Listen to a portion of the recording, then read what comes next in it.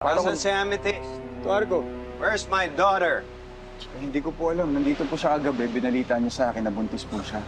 Yun yung huling pag-uusap namin. Tama. Yan na nga ang huling pag-uusap niyo.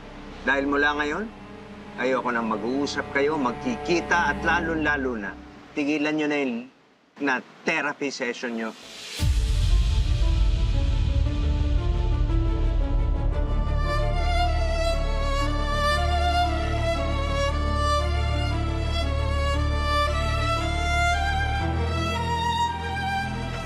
Hindi ko pwedeng talikuran ng responsibilidad ko sa magiging anak namin.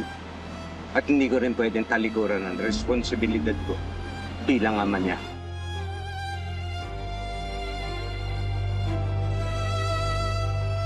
Nakikiusap ako, Toto. Lubayan mo na anak ko.